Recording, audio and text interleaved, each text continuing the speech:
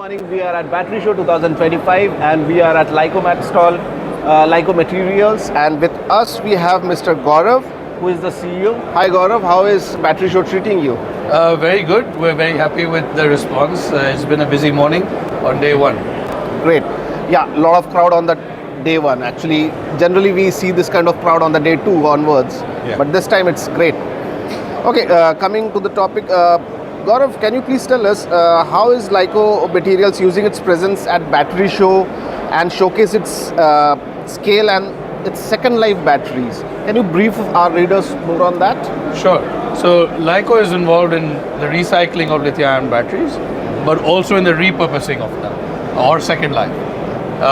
Today what we're showcasing here at our booth is 2 kilowatt, 5 kilowatt and a 50 kilowatt hour system. These systems are all made from used lithium-ion batteries. The smaller ones are made from NMC cylindrical cells that come out of two-wheeler motorcycles or scooters. And the 50 kilowatt is actually made from used cars. Batteries that are coming from end-of-life electric vehicles. So our idea is to showcase a product, the different range, and also explain how we're using second life batteries into an energy storage application. So how do you choose which one to take for second life and which one not to? I mean, this is a very technical process, I'm sure. Can you brief us on that? Yeah, I mean, in a very layman or basic understanding, I would say we dismantle these batteries. We open them up, go down to module level, go to cell level. We test and grade every cell for voltage and for internal resistance, and then we end up bunching them together, and then we have our own pack designs with our own BMS and enclosures through which we make our own pack. The minute we put the LICO name on the pack, then the warranty has to come from us. So it's important that we do stringent levels of testing to ensure that the battery is, can go out there with our name on it. Correct. So what safety purpose, since you do a lot of stringent testing, so what safety precautions, can you briefly tell us what kind of testing and safety precautions you take? I mean, the batteries themselves, the cells themselves go through rigorous testing, life cycle assessments, and of course if they're NMC, then even the active cooling is required in designing the pack. So the pack designs, the testing methodologies, at each of those points we have safety checks, and only then we are able to put it out there with our name on it, and only then we can give any kind of warranties on cycles. So how you make sure that the customer, once he takes your products, how soon you can provide service if any case arises? So in tier 1 cities, we're saying, look, within 24 hours we can give you a solution. In tier 2 cities, it takes a little longer, maybe 48 hours. But so far the installations we've done, even in remote places like Dehradun, Nainital, and interior parts of Karnataka, we've been able to address that between 24 to 36 hours. It requires us not only to have our own after sales team, but also to work with external partners because we cannot obviously reach across the country for each individual packs. But we have an SOP on how to work with these batteries. We share that with our partners who provide the after-sales support. So anyways, the customer will get the support. Yeah. That's the underlying. The idea is the customer should never suffer. Right? The customer is king. Yeah, exactly.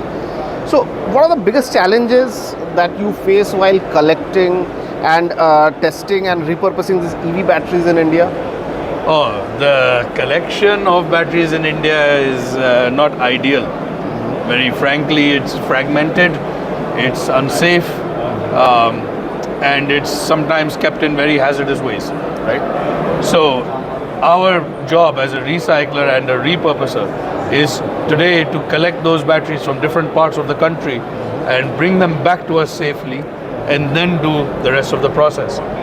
Now, currently we don't have safe transportation guidelines for used lithium-ion batteries yet, but we have been working with the CPCB and we hope that the guidelines come out soon so that the onus is not always resting on us. True. So, how does your second life solution integrate with the recycling operations at end of use? I think when we go to an OEM and present them both solutions, they find it easier to deal with one person rather than dealing with two different entities doing two different jobs. I think repurposing and recycling are pretty intertwined over here. The reason is, once you do capacity determination and if the cells are worth second life or not, the ones that are left behind, what are you going to do with them if you don't do recycling? Then you need to again tie up with a recycler. So I think both of these businesses go hand in hand. They require completely different set of skills. Correct. But I think that if executed properly, I think they can be complementary to each other. And makes a good business sense. It does. We see it that way. And all we would say is that, in the pursuit of one, don't neglect the other. True. So, what's your scale-up vision for next 3 to 5 years? This year, we are looking at a deployment of between 10 to 12 megawatt by the end of this financial year. But looking 5 years ahead, we are looking at upwards of 500 megawatt. So we believe that the potential is there. We believe the market demand is there. We believe that our product is priced significantly lower than a new battery of the same capacity. So we think that there is a great opportunity. Our country is a net importer of cells. We don't make them here. So if we can extend their life for 3 to 5 years, I think we are playing a part in Atmanirbhar Bharat and Viksit Bharat. Lastly, I'd like to understand what all policy changes that you want to, as a recycler, you want to bring in? As a repurposer or refurbisher, we want guidelines on refurbishing. We had started working on them with CPCB last year, but things slowed down a bit. We want them to pick it up again and have very clear guidelines. We are a responsible company and we are going to take all the necessary precautions. But our worry always is that if there are refurbishers or repurposers out there who do not follow safety in the pursuit of achieving a lower cost, it is going to cost somebody, and that's going to be the end user. True. Especially when the generation of batteries in India today are NMC, we need cooling in place. It is an additional cost, and it's very important that clear guidelines have been established. Let's have battery standards for second life. Otherwise, we fear the informal sector will start making battery packs any way they like, and they will compromise on safety. And lastly, one last thing I'd like to understand, Gaurav, how has been the adoption amongst the people about this second life batteries? How we can increase, how we can make them understand? It's a very good question. Look, in our country, culturally, to say this is a used battery, we don't want a used battery, we want a new battery. We need to think about the environment. We need to think about our country. We need to understand that we are importing batteries, importing cells from China, right? We do not have this in India. We are importing these batteries, crushing them, putting them back in the battery supply chain, but extension of their life is important, right? If we can put 10, 20, 100 megawatt out there from renewable, from a second life, that's fantastic for our country, right? Why not? Now, our focus is purely in delivering that.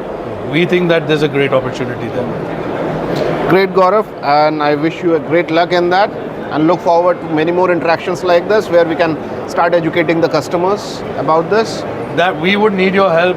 Of course. I think the biggest help we need is consumer acceptance. Exactly. We have deployed our packs in some hospitals, clinics, schools in rural areas where young girls, could not have access to education because of power cuts, or old people walking to clinics were turned away because the machinery was not working due to the grid being unstable. So these are solutions that we can provide. Not only us, but this industry can provide. All we would need is of course we need government support in terms of policy. I think China did it really well, where they said that used bus batteries must go into telecom.